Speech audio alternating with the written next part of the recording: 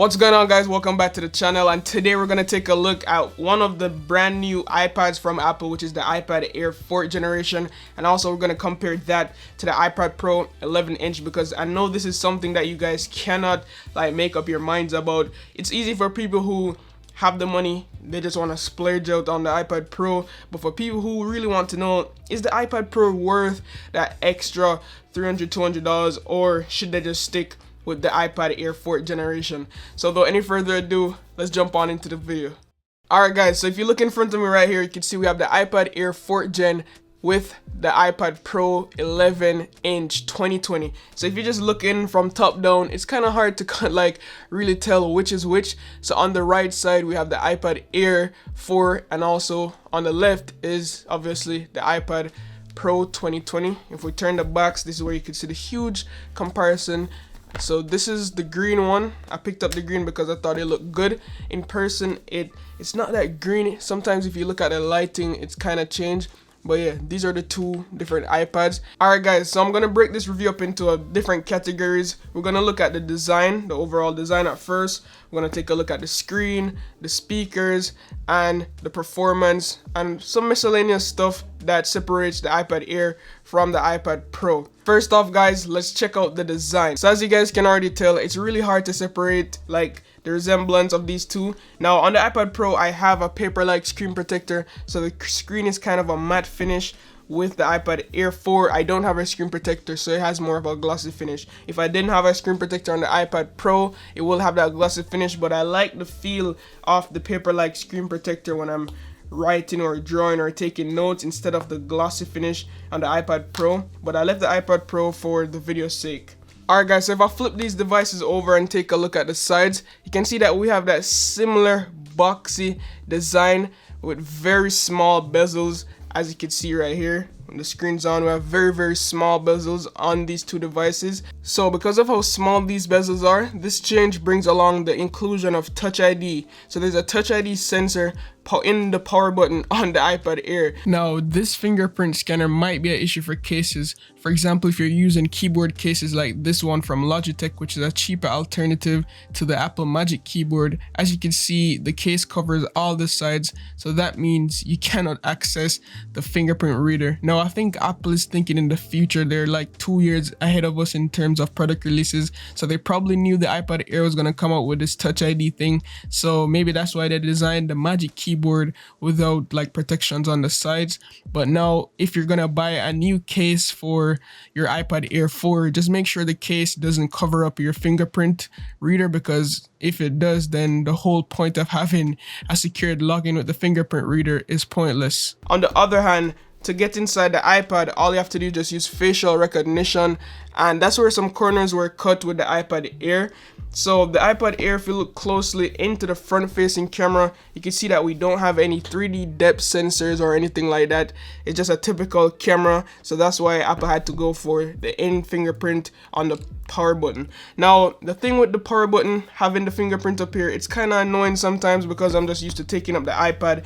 It's super easy to just take up the iPad, take a glance and open, but we have to take that extra step with the iPad Air of, first of all, I have to break out of the habit. I just keep bringing it up to my face. Now because it has just fingerprint, I don't really have to bring the iPad up to my face. I could just rest my finger here and it will open. Now the annoying part is when you have it in landscape mode, I need to set it to my left finger, because every time I want to unlock, I could just enter my password, but who does that? So now I have to reach over to this side, touch the power button. It just feels tedious, and sometimes I keep locking the device by itself. So what you want to do is just rest it there and it will open by itself. But I don't think that would be a game changer as to why you will not pick up the iPad Air 4, because obviously Touch ID is something Apple has worked with for a long time, so it's gonna work good here. Now I wanted to test the Touch ID if it works if your hands are kind of wet. I have my water bottle here, and I'm gonna pour a little bit of water onto my finger just to see what it's working with. So as you can see, my fingers are a little bit wet right here, and we're gonna see if the iPad opened. And remember, the iPad is not water resistant. So here we go, let's see. So Touch ID does not work if your fingers is a little wet. and now it's just requiring us to enter her password. So let me just do that real quick. So yeah, if you have liquid on your fingers, Touch ID will not work. But on the iPad, it doesn't matter if your fingers are wet or not. As long as your face is in good range, it will unlock without any issues. Now guys, let's go ahead and look at the back side of the iPads. And as you can see, we have two different camera cutouts at the back. So the iPad Air 4th generation comes with a single camera on the rear, which is a 12 megapixel sensor with an f.18 aperture. On the other hand, the 11-inch iPad Pro sports a dual camera array with a 12 megapixel camera and also a 10 megapixel ultra wide lens, which comes in handy, but it's only at f.24 aperture, so in low lights it doesn't really look that good. Now in addition, we also have the LiDAR scanner on the iPad Pro, which is really good for better depth mapping and improved scene recognition. So basically what that means is that if you're using the measurement app a lot, you can measure stuff really quickly without have to be in like leveling the iPad. As soon as you open the app, it scans the area, it does its thing. Until I get the iPhone 12 Pro, I have to use my iPad to do measurements in the room because I always try to change up my room a lot, and this is where the iPad comes in handy. So if you're into interior design, construction, stuff like that, and you always have an iPad, if you're looking to upgrade, I'll definitely get the iPad Pro just for that LiDAR scanner. Now moving on to the front again, these two iPads share the same front-facing camera. However, the iPad Air 4th generation does not feature the portrait mode on the iPad, so you won't have portrait lighting or Animoji or Memoji support on the iPad Air. Now, in terms of color options that you could get for this thing, I don't know why Apple keeps on putting the lower budget devices with more colors. Like, give some love to the Pros. Now, the Pro only comes in two different finishes, which is space gray that I have here and also the silver. With the iPad Air, you have 5 different colors you could choose from. The one that I have with me right here is the green, of course. On the website, you could choose between green, silver, space gray, rose gold, or the one everyone loves, sky blue. But yeah, that's it for the color options and finishes on these devices. Now, if we jump on over to the screen again, up front, the iPad Air has a 10.9-inch screen, while the iPad Pro 11-inch obviously has an 11-inch screen. And first and foremost, let's just talk about the refresh rate with these screens. Now, the two screens has an OLED display, so it looks really good. Blacks are black. If you're watching videos on this thing, it looks amazing. But really what separates the two screens, in my opinion, is that 120 Hz difference. So the iPad Pro has ProMotion display, which pushes and refreshes the screen every 120 frames per second, while the iPad Air 4 only refreshes at 60 frames per second. Now, where this comes into play as well is latency. Now, I'm not too sure if this is going to show well, but when drawing on the iPad Air, you could feel a small latency, and you will not feel this if you have never experienced a 120 Hz on the iPad Pro before. If you draw and sketch a lot, you'll really appreciate the iPad Pro for having this low latency speed. I'm not sure what the latency speed is with the iPad Air, but I can really tell the difference between the two. In order to emphasize the 120 Hz even more, here's some slow motion footage recorded in 120 FPS of me scrolling through pages, and as you can see, the iPad Air on the right looks like it's lagging behind, and that's only because the screen is being refreshed 60 times per second, while the iPad Pro on the left is being refreshed 120 times per second. And this is so game changing. 120 Hz feel more pleasing to the eye, and you could get a huge advantage when playing FPS games like Call of Duty, PUBG at high refresh rate. You can see the enemy before they see you, so yeah, that's like cheating. Now let's get into the specification that really separates these two and where you could see that Apple really cut some corners. So we already went over the fact that the iPad Air does not have facial recognition support. It doesn't support portrait mode with selfies. Instead, they've stuck with the in-fingerprint scanner on the power button, but also they've cut down a little bit with the speakers as well. So on the iPad Pro right here, we have a quad speaker setup. So if we look closely, you can see that we have 4 speakers. We have 2 at the top and also 2 at the bottom. Now, if we jump on over to the iPad Air, you might be saying, Shevon, isn't that the same thing? You have 2 at the top and 2 at the bottom. And no, actually, the iPad only has 2 speakers. So I'm not sure what these grills are for, maybe for looks, but they only have speakers coming from the 2 two, one at the top left and also one at the bottom left of the device.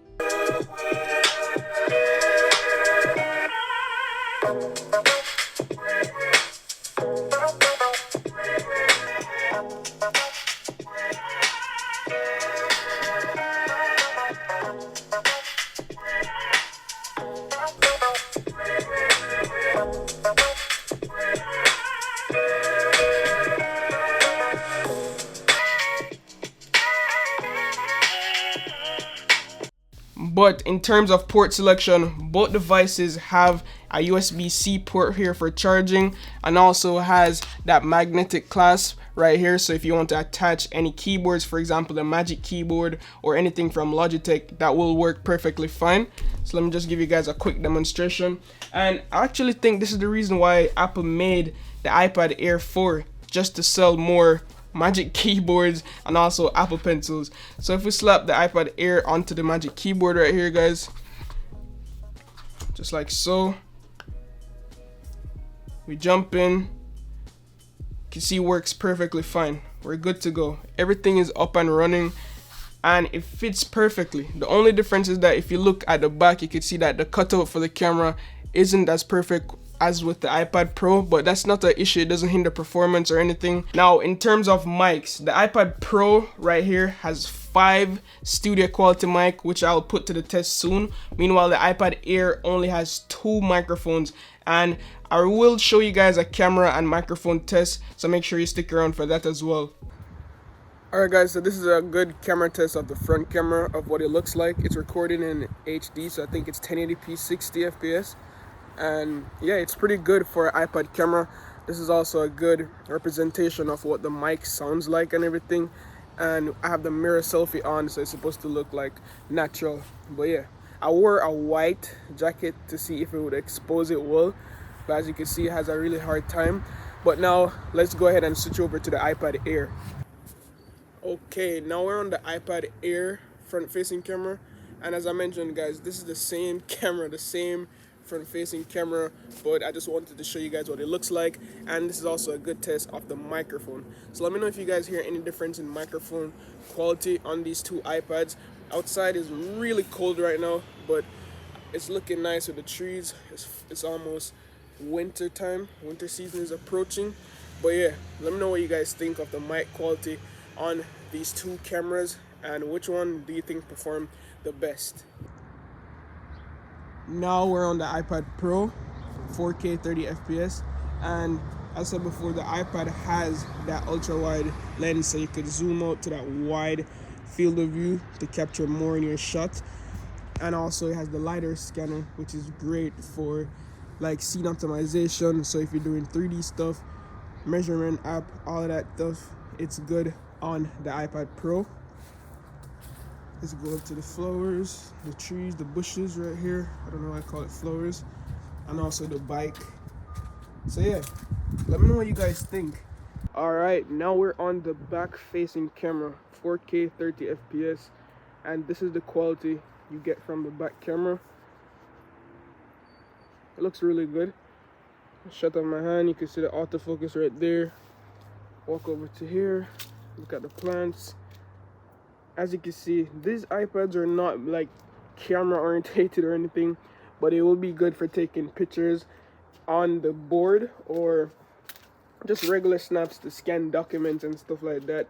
But overall, it does a really good job in my opinion. So as you can see from the footage right there, guys, the iPad Pro is really showing up with those 5 studio quality mic versus the iPad Air with 2 microphones, and also the video quality is almost the same, but you know the iPad Pro has that wider angle camera which can be like useful in certain scenarios. Now what everybody wants to know is performance. How does the iPad Air stack up in performance compared to the iPad Pro? And honestly, it's kind of the same, but the iPad Pro on paper has more juice or more beef to it. So the iPad Pro has 6 RAM versus the iPad Air with 4 RAM.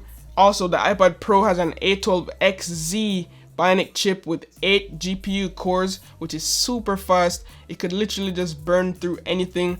compared to the iPad Air that only has 4 cores on the brand new A14 chipset. And this is the same chipset that's found in also the new iPhone 12s, so you know this thing is fast. So now what I want to do is, guys, I want to open up a Geekbench. Of course, MKBHD is uploading a video, but I want to run a Geekbench real quick, guys, to show you guys the scores. Hit run benchmark. Let's see which one finished first.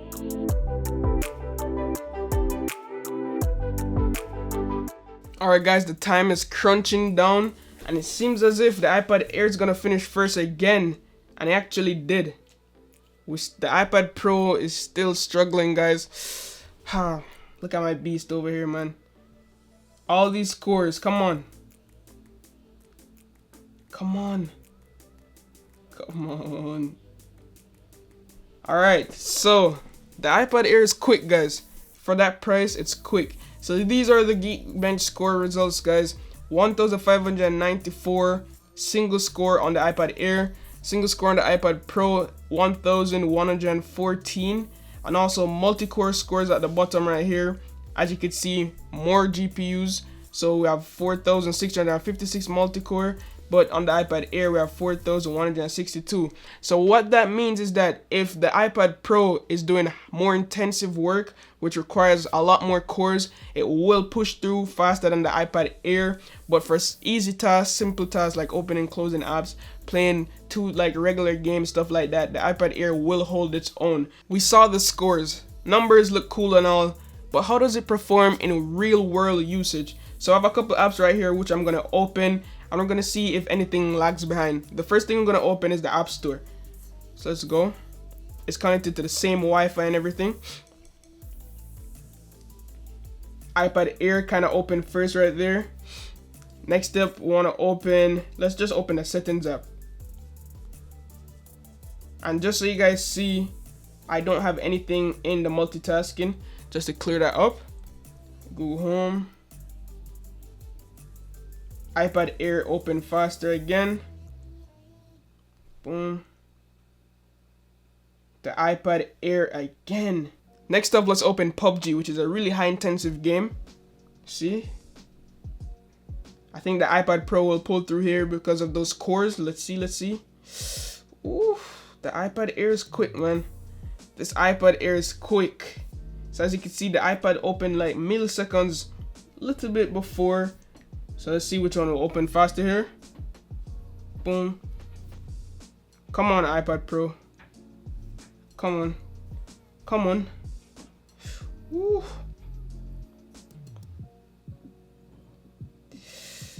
I think the iPad Air is slightly